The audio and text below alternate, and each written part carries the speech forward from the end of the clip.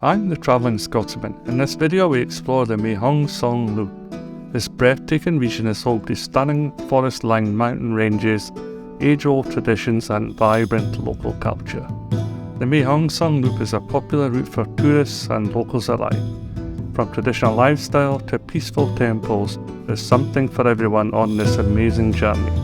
So sit back, relax and join us as we take you on a tour of this beautiful region. The route from Chiang Mai starts off deceptively calmly, as you can see here, but it's not long before you hit the winding mountain roads known as Route 1095. The distance between the two cities, it's about 130 kilometres, and the trip can take 2 to 3 hours by car. It's known for sharp turns and steep inclines, as you can see by the graphic here, making it a popular destination for motorbike riders. So we've headed out of Chiang Mai for a few days. And we're heading well into the countryside to a place called Pai. We stopped off on the way to a place called the Pankled Sheep House. It's got a couple of really good coffee shops, got an art studio, and they've got all these animals as well. It's a great place to stop off. Love these hidden gems where people are really taking the time to make a place look so beautiful. It's like a little bit of paradise. All the fish in the pond here. Even more exploring now. It's a bamboo bridge going across some paddy fields. It feels a bit strange underfoot, but I'm sure it's stable enough. Heads up into the jungly bit far away. Just keeps showing up more surprises for a coffee shop and an art house. It's absolutely beautiful. It's obviously somebody's labour of love. As we wound our way along the road and up the mountains, it soon became clear that people needed to be very creative in order to get you to come into their coffee shops. Still on our way to Chiang Mai, we've come across this coffee house. What a cool place. Absolutely excellent. Some people have got a real imagination. So cool. Just on the hillside. We're about 50 kilometres from Pai at this moment. Heading towards all the different signs there. Definitely recommend a stop here.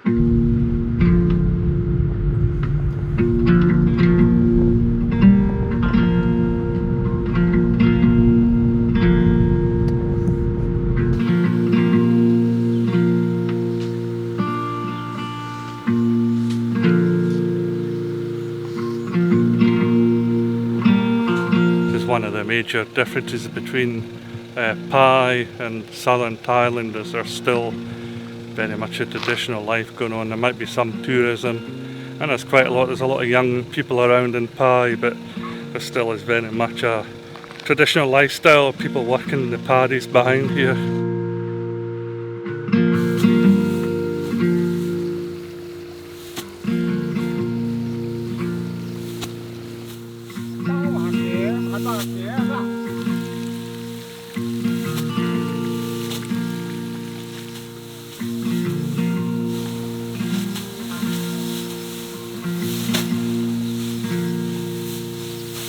Big Buddha in the background, just so beautiful, so serene.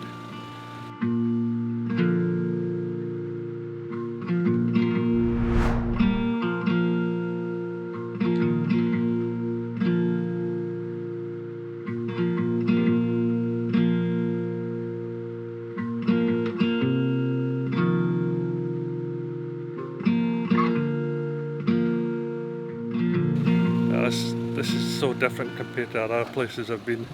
Beautiful. Just a short trip along this country lane that we were on, we came across this Karen village tribe. It's an ethnic minority group and it's primarily located in Northern Thailand. It's known for a traditional way of life, including distinct dress and cultural practices, which you can see going on here. Many members of the Karen community continue to maintain traditional way of life and rely on traditional handcrafts, including woven fabrics and baskets. Despite facing challenges and discrimination in the past, the Karen community in Pai and throughout Thailand have worked to preserve their cultural traditions and identity. If you want to go along there, it's 250 baht to get into the village, which I think is a reasonable fee considering how open they are. For an overnight stay in Pai, we headed our way along to Mae Hong Son. It's the largest town and it's the name of the province. Drive was slightly shorter than the day before at 106 kilometres, but even more bends with sharp inclines. It was just as challenging. There was plenty of opportunity to stop at viewpoints and for some coffee and refreshment. So we've just left Pai and we're heading to Mae Hong Son, and we've come to one of the highest points on the way over. Great viewpoint.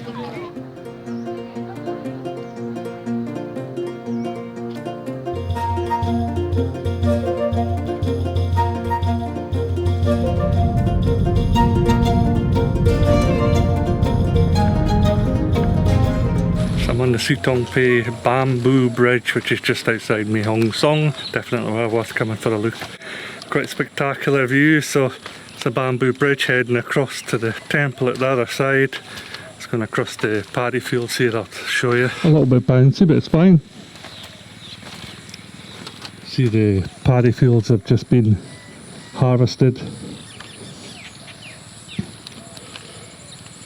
All dried up. Was out in Pai yesterday and actually saw them threshing the grain out that way.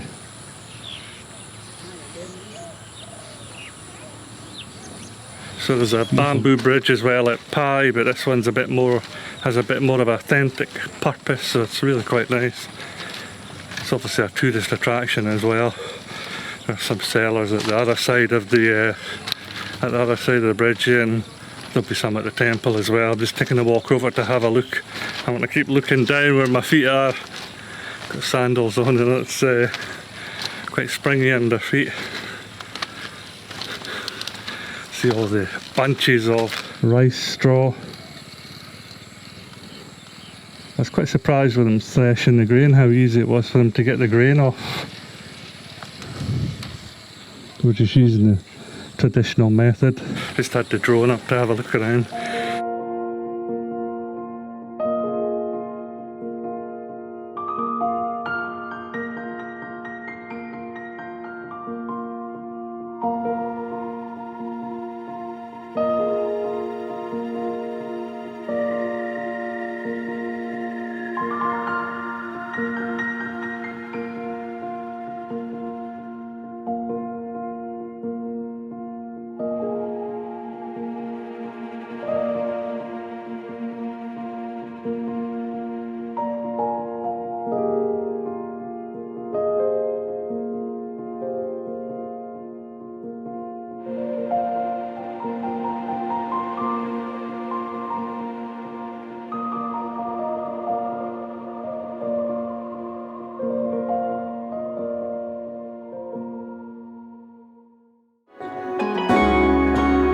Drive next day from Mae Hong Son to Mae Sariang would be the longest at 163 kilometres. While this route was straight and running in between the mountain ridgeline, there were still many steep inclines and bends to contend with. So we're just continuing our way around the loop, and we're just outside Mae Sariang by about maybe 50 kilometres, and we've come across this temple which is literally in the middle of nowhere. There's no major communities nearby, and yet there's this beautiful, beautiful temple. Look at how well the trees are maintained and clipped.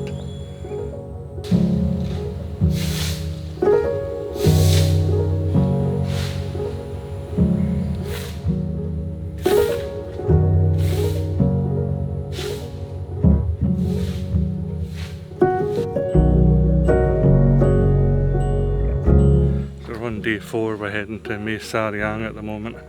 It's been a beautiful drive. The roads are so good on this Mae Song Hong loop. Just incredible, so good. Better than the roads in the Scottish Highlands even. Just fantastic, so well maintained, and beautiful jungle and canopies. It's a real treat.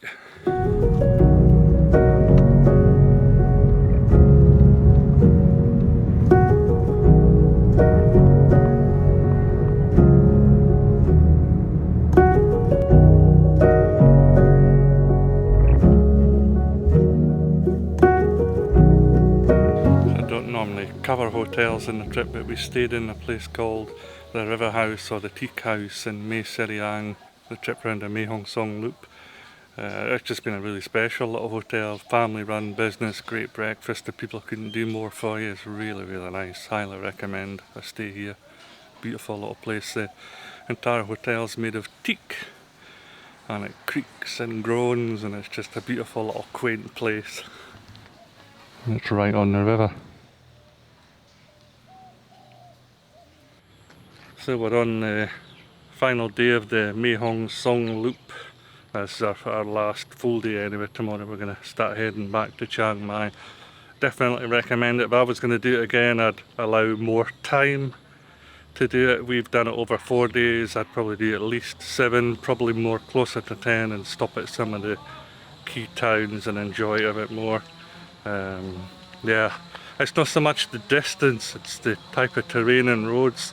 If you go around the complete loop, there's over 1,600 corners, and the elevation climbs and the descents are pretty crazy, so you can't rush it, and that's why it takes so long. So I would really recommend just taking your time over that.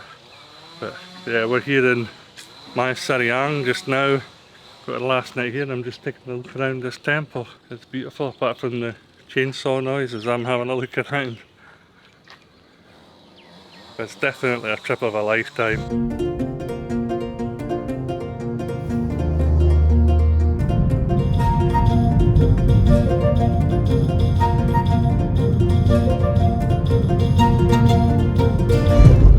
On our final day of the trip, we're heading back to Chiang Mai. What a wonderful trip we've had. Every area that we've gone through has been completely different.